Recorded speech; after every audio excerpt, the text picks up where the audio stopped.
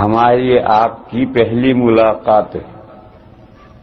پہلے بھی کہیں سرے راہ کوئی ہوگی، لیکن باقاعدہ کسی دینی مجلس میں بیٹھ کر کوئی دین کی باتیں سننے سنانے کے تعلق سے ہماری یہ پہلی ملاقات ہے. ہمارے مفتی صاحب نے تعارف کروایا ہے، مگر وہ کچھ کامل تعارف نہیں، لہذا تعارف میں کرواؤں خود، دوسرا کروائے، وہ اگر کمپلیٹ تعارف نہ ہو تو پھر خود ہی دھندا کرنا پڑتا ہے. مولانا صاحب نے یہ فرمایا کہ یہ 2 پیر والے مولانا صاحب دارالعلوم دیوبند سے آئے. میرے بارے میں کہا کہ یہ 2 پیر والے مولانا صاحب یہ دارالعلوم دیوبند سے آئے ہیں، اور دارالعلوم دیوبند ایشیا میں سب سے بڑا دینی ادارہ ہے. اس کی تھوڑی وضاحت ضروری ہے. وہ یہ ہے کہ دارالعلوم دیوبند ادارہ نہیں ہے. دارالعلوم دیوبند ادارہ نہیں ہے. ادارہ تو اس سے بڑا اور اس سے پرانا جامعہ ازہر ہے. مصر میں جامعہ ازہر یونیورسٹی اس سے دارالعلوم دیوبند سے پرانا بھی ہے اور بڑا بھی ہے.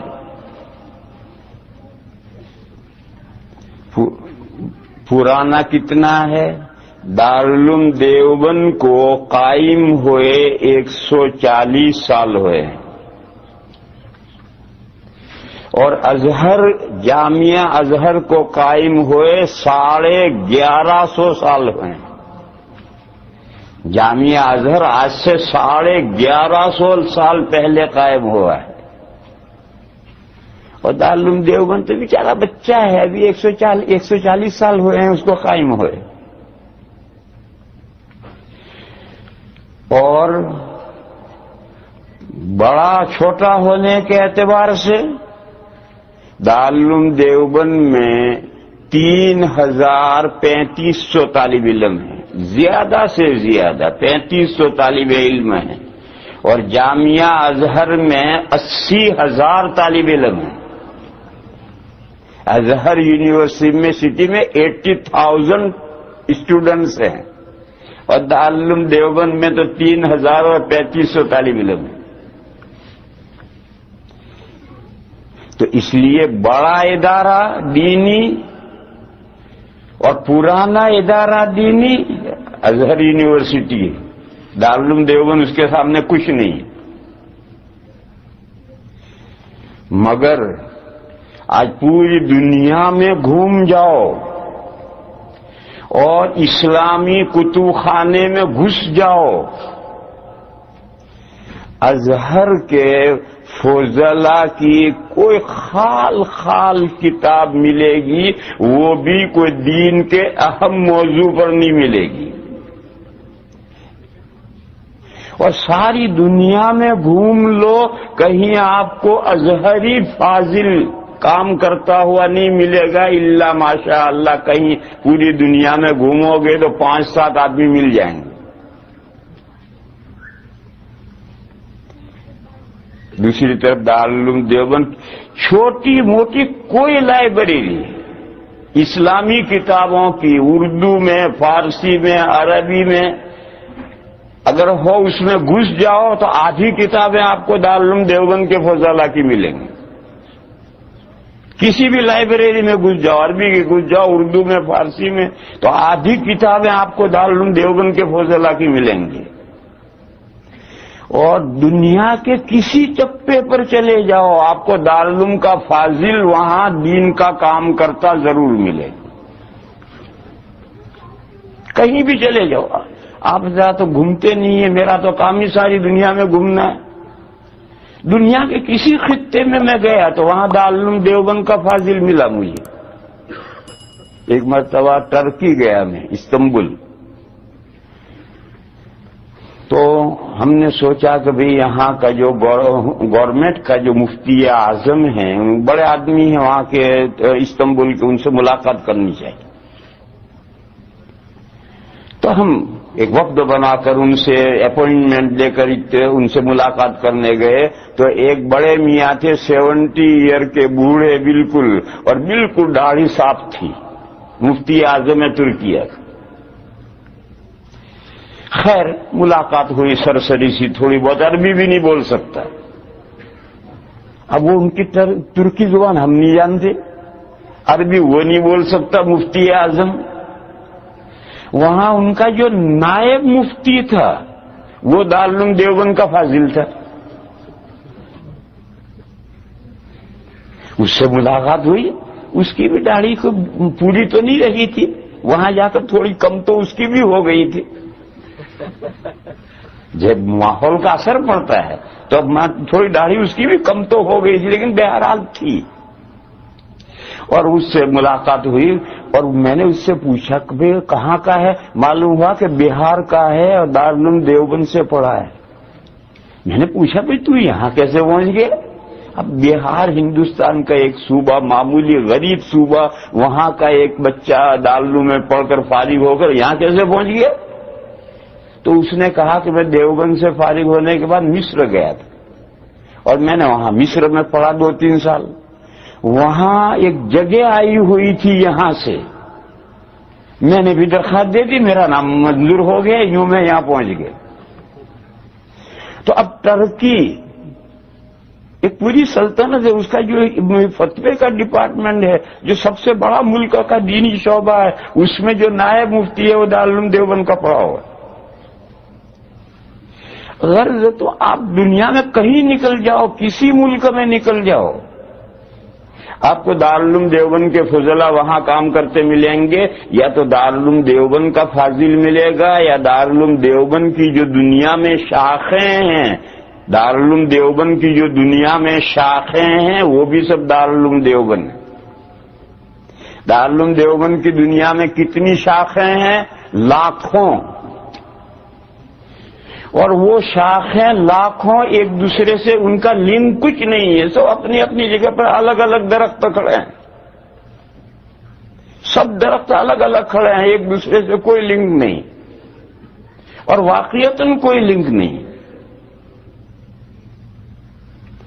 یہ جب طالبان کا مسئلہ آیا تو طالبان کہتے ہم دیوبندی تھے، تو یہ امریکہ دارالعلوم دیوبند میں ہر ہفتے میں ایک نمائندہ پہنچتا تھا، مرد یا عورت۔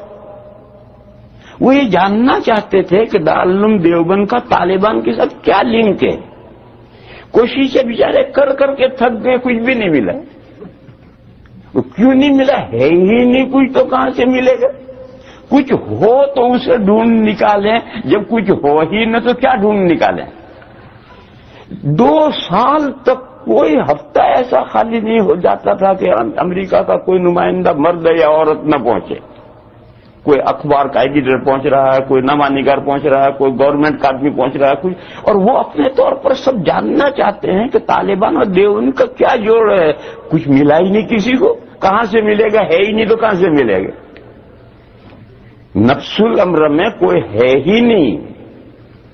جیسا طالبان کے ساتھ دارالعلوم دیوبند کا کوئی جوڑ نہیں ہے، اسی طرح سے دارالعلوم دیوبند کی جتنی شاخیں ہیں، انڈیا میں ہوں، بنگلہ دیش میں ہوں، پاکستان میں ہوں، انگلینڈ میں ہوں، امریکہ میں ہوں، افریقہ میں ہوں، دنیا میں جہاں بھی شاخیں ہیں، شاخوں کا مطلب دارالعلوم دیوبند کے طرز پر کام کرنے والے ادارے۔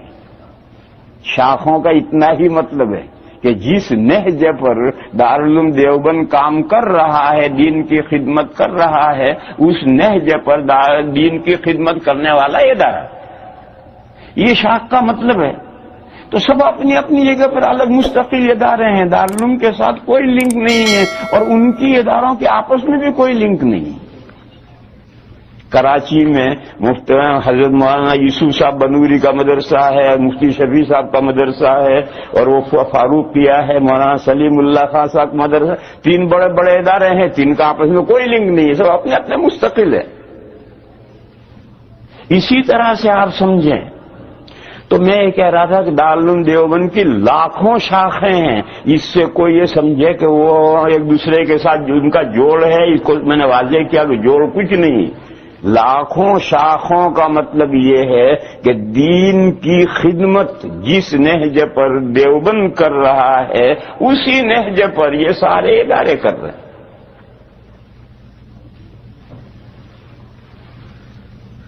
اور ازہر کی کوئی شاخ کیرو میں فیکلٹی اور کالجز تو اس کے ہیں الگ الگ، یہ فلاں کالج، یہ فلاں کالج، یہ فلاں کالج، اور وہ سب کالجوں کے طالب علم مل کر 80,000 ہیں، لیکن کیرو سے باہر کچھ نہیں، اس کی دنیا میں کہیں کوئی شاخ نہیں کہ ازہر یونیورسٹی جس انداز پر کام کر رہی ہے اس انداز پر کام کرنے والی اس کی کوئی شاخ یا اس کے فضلاء کی قائم کی ہوئی کوئی تنظیم دنیا میں کہیں کچھ نہیں۔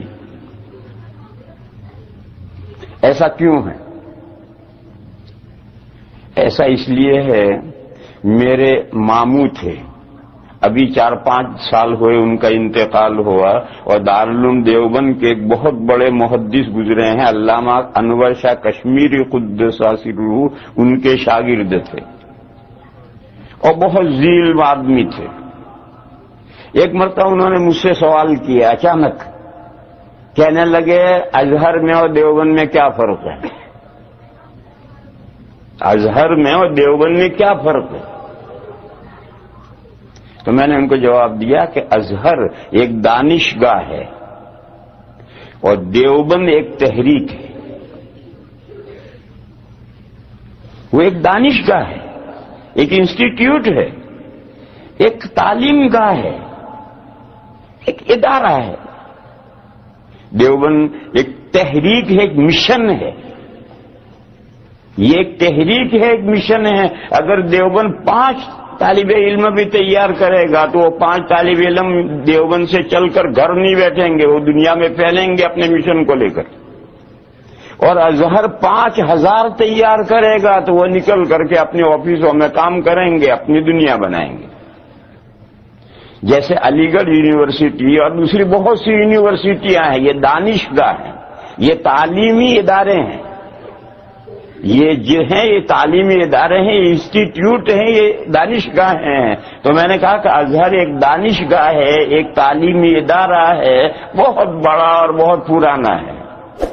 دیوبند ایک تحریک ہے، ایک مشن ہے۔ تو چونکہ دیوبند ایک تحریک اور ایک مشن ہے تو اس کے فضلاء ساری دنیا میں پھیلے ہوئے ہیں، جو مشن ہے اس مشن کو لے کر ساری دنیا میں پھیلے ہوئے ہیں۔ اب آپ کو یہ سمجھنا ہے کہ دیوبند کیا کس چیز کی تحریک ہے، کس چیز کا مشن ہے۔ اس لیے سمجھنا ہے کہ آپ بھی دیوبندی ہیں، یہ چیز آپ کو اس لیے سمجھنی ہے کہ آپ بھی دیوبندی ہیں، لہذا آپ کو سمجھنا پڑے گا کہ ہم دیوبندی کیوں ہیں، کس چیز کا نام دیوبندیت ہے۔ دیوبند جو ایک دیوبندیت ایک مشن ہے، ایک تحریک ہے، تو کیا ہے دیوبندیت، یہ آپ کو بھی سمجھنا ہے، اس لیے کہ آپ دیوبندی ہیں۔ میرے بھائیوں، دیوبندیت نام ہے صحیح دین کو دونوں ہاتھوں سے مضبوط پکڑنے کا۔ جو صحیح دین ہے اس کو دونوں ہاتھوں سے مضبوط پکڑو، اسی کا نام دیوبندیت، اس سے آگے کچھ نہیں۔ دیوبند کا کوئی دستور اساسی نہیں، کوئی کانسٹیٹیوشن نہیں ہے، دیوبند کا کوئی نام نہیں ہے۔ دیوبند ایک شہر کا نام ہے، اس سے دیوبندیت بن گیا، اس مسلک کا کوئی نام نہیں ہے، اس کا کوئی کانسٹیٹیوشن نہیں ہے، اس جماعت کا کوئی کچھ نہیں ہے۔ اس کا کانسٹیٹیوشن کیا ہے؟ یہ قرآن اور یہ سنت، یہ قرآن اور یہ سنت، یہی دیوبند کے دستور اساسی ہے۔ اس قرآن و سنت کو سمجھنا اور اس کو سمجھنا آج کے لوگوں کے مائنڈ سے سمجھنا نہیں، آج کے لوگوں کے مائنڈ سے سمجھنا نہیں، دور اول سے چلو، صحابہ سے، تابعین، تابعین، یوں نیچے اترتے آؤ. یہ جو دور اول کے لوگوں نے قرآن و حدیث کو جس طرح سے سمجھنا ہے اس طرح سمجھنا، آج کے مائنڈ سے نہیں، اولڈ مائنڈ سے سمجھنا. اولڈ مائنڈ کس کا؟ صحابہ کا، تابعین کا، تابعین کا. اس کے بعد جو محدثین، فقہا، علماء، مجتہدین گزرے، چاہے لمبے زمانے سے چلے آ رہے ہیں، انہوں نے قرآن و حدیث کو کس طرح سمجھا ہے اس سمجھے ہوئے کو لینا. آج کے مائنڈ کا سمجھا ہوا نہیں. آج ایک آدمی پیدا ہوتا ہے اور وہ کہتا ہے اس حدیث کا یہ مطلب ہے، اس آیت کا یہ مطلب ہے. یہ نہیں، دیوبندی سے نہیں لیتا. دیوبندی سے لیتا ہے کہ صحابہ اس آیت کو کیا سمجھتے تھے، تابعین کیا سمجھتے تھے، تابعین کیا سمجھتے تھے، گزرے ہوئے فقہا، محدثین، مفسرین نے کیا سمجھا ہے، ان کے سمجھنے کے اکارڈنگ آج کے آدمی کا سمجھنا ہے تو اس کی بات قبول کی جائے گی. اور اس کا سمجھنا اگر اس پرانے سمجھنے کے اکارڈنگ نہیں ہے تو آج کے مائنڈ کی بات قبول نہیں کی جائے گی.